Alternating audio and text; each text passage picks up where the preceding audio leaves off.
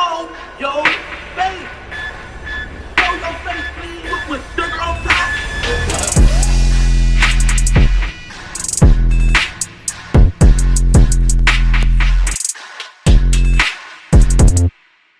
Well, it looks like Shannon Sharpe done little girled himself out of an ESPN contract where he was reportedly making over $100 million.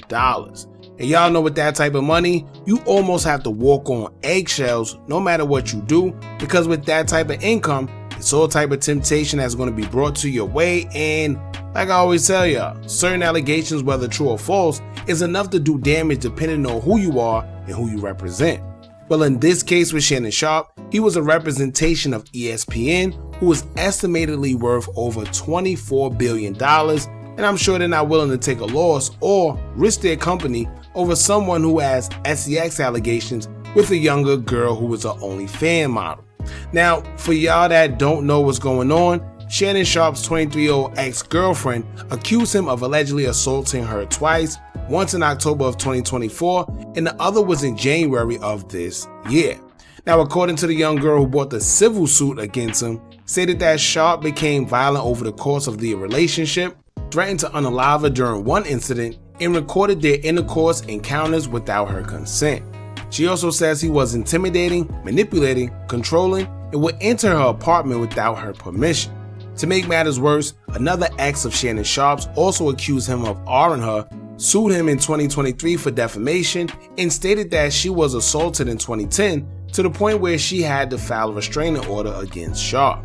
Now, he maintains he's innocent in his recent civil suit, stating that the relationship with his ex was 100% consensual and he made it his own decision to step away from ESPN temporarily since April, after the lawsuit was initially filed on April 20th, 2025.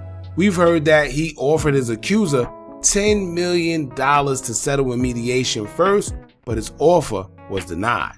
We didn't hear much about the suit until now, where it came out just days ago that he had settled with his accuser and had to pay her $23 million. Now, some sources say it was $50 million, I'm not sure. But if it was $50 million, like a lot of news sources are saying, that's basically half that he received from ESPN already. You do the math. Now, not only that, I know it's all fun and games to laugh at the topic at hand here, but we spoke about this situation before and it's kind of odd to me. For one, this was a civil suit. Usually whenever you see these civil suits, personally to me, it just sounds like a money grab. If someone really did something to you, why not charge them like a criminal, if you really care, instead of going the civil route? This is also something Jay-Z's lawyer Alex Shapiro mentioned when Jay-Z was accused of another Jane Doe who says her and R. Kelly did something to her back in the day after one of his shows. And speaking of that case, it brings me to number 2, Tony Buzbee. I don't know who passed away and made Tony Buzbee suddenly the attorney for all of these cases involving girls being R-ed and assaulted, but he's been on all of them. However, his credibility is shot. Jay-Z's lawyer called him out before because he represented the Jane Doe in that case and said that this is what Tony Buzbee does. He allegedly makes up frivolous charges, trying to extort money from defendants, and at this point, I agree. He's the same guy that went on to represent Thalia Graves, who was the woman in Diddy's case who claimed she got R-ed by him and his security Big Joe, but come to find out, she was lying and Big Joe exposed her via text messages, showing that she was just trying to get people to go against Diddy, all for the sake of money, and said that he was never ever security for Diddy. In fact, he was a road manager for Dipset. Now, Tony Buzbee is also the same lawyer who claimed he has 120 girls, who says Diddy actually assaulted them, but come to find out, he never verified them and they used a call-up service to make the claims. And to this day, we have yet to see any of the 120 women. But in fact, Diddy wasn't even prosecuted for that. How ironic. So once again, Buzbee isn't someone with good credibility based off what we've been seeing, but to each his own. And it seemed like he always have a quote-unquote Jane Doe that's involved. Now, on top of all this, it's still a lot of weird things within the Shannon Sharpe case, but once he settled, people basically felt he was guilty. When technically, settling don't always mean you're guilty. A lot of people that got a name or brand just settled because they don't want to deal with the process of going back and forth or getting scrutinized in the public or the media, and also they want to protect their assets and brand. But when it comes to getting let go from somewhere, sometimes it's not always a bad thing because everything happens for a reason, I guess. Now Meek Mill had something to say about all this, and this is one of the first time I think I actually agree, as Meek would say, quote, "Y'all too old to be getting fired." And I said the same thing once I heard this. If I'm not mistaken, Shannon Sharpe is almost 60 years old. Getting fired at that age is something you could literally in real time. How crazy is that? Now Twitter wasn't going to let Shannon off the hook. Y'all know they had to come full force. One user would say, quote, "Shannon Sharpe has to pay $23 million to a YT Latina with a pancake butt, but told his daughter she had a max budget of $30K for a wedding, so she needed to serve her guests spaghetti. Created general wealth for somebody else's family." Sheesh. Another user would say, quote, "The OnlyFans girl on the right called Shannon Sharpe his $100 million contract with ESPN and a $23 million cash settlement. Imagine being that stupid." Now, I can't lie, if you really pay attention, that's over $123 million gone. In which I'm sure he pretty much got the other 100 or some of it at least. I know they say he was going to get paid annually, I think $20 million a year or something like that. I'm not sure, don't quote me. However, that's still crazy. Now, before we get into his response and everything he had to say, let's get into what Monique had to say, because she tried to warn him first before others, but he ain't listening. I'm looking right at y'all. Let me tell y'all what Shannon needs. Let me tell you what my baby needs. He need him an old fat gal who can bake good cakes, make some smothered turkey wings, who gonna rub his feet at the nighttime, okay, and gonna have a sip of his cognac to make him feel better about himself when he come home at night. That's what Shannon needs. You don't need no 26-year-old girl. You don't need no 36-year-old girl. I do. This is your auntie talking to you. Take your old ass and get you an old bitch out there that can love you old. You trying to hang out with these young bitches and you can't do it, Shannon. You just can't do it. Dang. When they want you to go for the 4th round, you looking at her like, bitch, listen, you want some money to go to Starbucks? Yeah. Because I can't go no further. But if you get your older girl, when you get to that 4th round, she's going to say, hold on. Let me go get you some eggs and cheese and some toast with apple butter, because that's going to get your energy back up. I'm talking right to you. So he thought I was going to be scared to say, yes, I'm talking. And I know an old gal, she'd be good to you. Her name is Elladora. Now I'm looking. And you know what's crazy? You heard what she said? She gonna make sure she get the pancakes with the butter to give you energy. Them youngins don't know about that. Right? Or you have a lot of these older guys, the reason why they solely go for these younger women is solely for control. Because they can control them, especially when they have more money.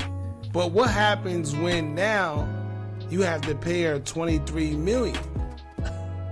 Right? That's a sweet come up. Now let's get into what your boy Cat Williams had to say. He was a little more punctual. Y'all check this out. To get with a white woman because I was scared she might have me running down the street like Jonathan There Majors. you go. Come on, Cat. Not because I didn't like white women. I think white women are as great as any other women. But I'm not gonna act like I'm not scared of them. I have a reason to be scared. You could be Kang the Conqueror, and they could take your rabbit ass down in 2 weekends. And that's the truth. Hey, and look what happened. Forget 2 weekends. Well, but then again, it was a couple months, but since April, right? She was already offered $10 million before it even got to this point. However, she opted out, wanted to wait a couple months. And what, within 3 to 4 months now, she's looking at $23 million. How crazy is that? You know the problem with some of us? We don't learn from each other's mistakes. You heard what he said? He said, look at this guy right here. I learned from him. I'm scared. And not just him, but everybody else that came before him that seen what happens when you mess with a certain group of people and you have a certain amount of money. Right? And it seems like some of us just don't pay attention. I'm going to just leave it at that. Now, this is what he had to say in regards to everything because, you know, it did get a little crazy, but he didn't touch too much on it because he said his brother is getting inducted to the Hall of Fame and he want to focus on that. However, later on, he is going to get more into it, but let's see what he had to say. sure everybody's heard the news by now that I will not be returning to ESPN. I found out this information a little earlier in the week, and really the only thing that I really ask is, like, guys, could we wait until Monday? My brother's going into the Pro Football Hall of Fame. I really wanted to be about him, and I wanted to be about my family. I know this coming out will overshadow everything that he's worked his entire life for. And unfortunately, it didn't happen that way. And so, as I told him, as I profusely apologized to him earlier today, he said, bro, stop apologizing. You don't have to apologize. I'm your big bro. I'm going to love you regardless. We all make mistakes. And he says, bro, I love you. So I'm done with this. You're done with it too. Move on. And, I really enjoyed my time at ESPN. It gave me an opportunity to bring my audience that saw me really just grow. They saw me, Lakers in 5, and they saw me say all these analogies that my grandparents gave me, and I was able to bring that to ESPN. So I'm very, very grateful for that. But I just wished, of all things, like I said, hey, they did what they felt they needed to do, and I'm at peace with that. But I just wish, guys, this thing could have waited until Monday, because I hate the fact that I'm overshadowing my brother, the first two brothers in the Pro Football Hall of Fame, and this is what the headline's going to be for the next couple of days. So, bro, again, I know you told me this, I don't have to apologize, but I'm going to do it one final time tonight, and I won't apologize again. I'm sorry that I upstaged you in this manner. That was never my intent. You've been my hero. You've been my role model from as long as I can remember. And I apologize, and I thank all my fans for supporting me when I was at ESPN and every place that I've been, be it Club Shay Shay, Nightcap, Undisputed, ESPN. Thank you guys for your support. Now, we get started. Right, there you go. I mean, he held it in a professional manner. And you see what this guy says here? He says, honestly, since Unc been gone, I haven't even thought of watching First Take. You're going to be good, sir. And we know how that industry go. We don't know what's going on, to be honest with you. It just seems like these scandals follow any and everybody within that goddamn industry. It just is what it is. Like Meek Mill said, to be fired from somewhere at his age, it's like, damn, shouldn't be fired from anywhere. Get your own. Maybe that's what it is. Get your own. Right, he got the nightcap, he got everything he need. And to be honest with you, I think they needed him more than he needed them. He made the show. He should come out with a second tape or something like that, man. But then it was Cat Williams. Now, as y'all know what they say, some people get it with a brick, some people get it with a feather. But one thing's for sure, two things for certain, you're definitely gonna get it. And Shannon Sharpe just had to get hit with a brick. Whatever your preference is, to be honest with you, indeed, it's your business. But when you're on his type of level, dealing with 100 M's and representing billion-dollar companies, you gotta move a little different. Go get you some NDAs or letters of consent or something before you go dealing with these women, because apparently you just never know. Y'all jump in the comments, let me know what y'all think about this. Don't forget to like, comment, share, and subscribe. Hit that bell so you're notified every time we drop new content. And remember, as long as you keep on watching, I'ma keep on dropping. And I'm out.